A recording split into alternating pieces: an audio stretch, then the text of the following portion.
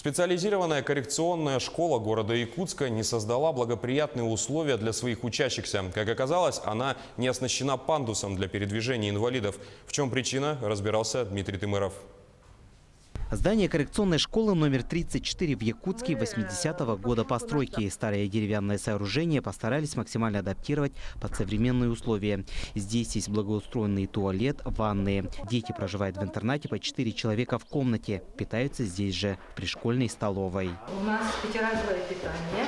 Дети проживают в интернате, питаются в 3 смены.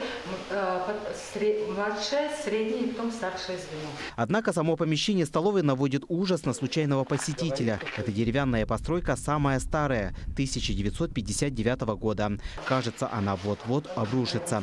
Кривые полы, а двери, вопреки требованиям пожарных, открываются с трудом. Конечно, чтобы здание, как бы и оборудование всякое такое, чтобы на улучшение было бы, это хорошо было бы. На сегодня в школе обучается более 90 детей, из них 54 ребенка проживают в интернате. Остальные либо ходят в школу в сопровождении родителей, либо обучаются на дому. Каждый год, как говорят родители, местные власти обещают им построить новую школу и интернат, которые будут отвечать всем требованиям. Все мы живем, уже последние годы в ожидании строительства нового здания школы-интерната. Сейчас 6 апреля буквально на днях объявлен аукцион на разработку проектно-сметной документации. То есть все равно в скором времени новое здание будет. В ожидании нового здания, которого пока нет даже на бумаге, те учащиеся, у кого сопутствующие диагнозы не позволяют передвигаться самим, продолжают обучаться на дому. По закону право обучения в школе или дома принадлежит родителям. Здесь у них такого права нет. Без пандусов и других специальных конструкций ребенку-колясочнику здесь находиться невозможно. Пандусов нет.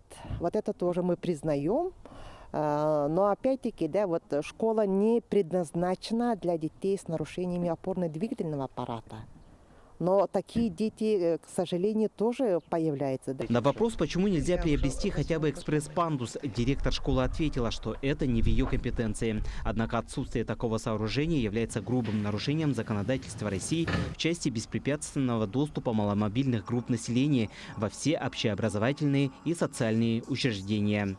Дмитрий Тымыров, Павел Пахомов, Якутск.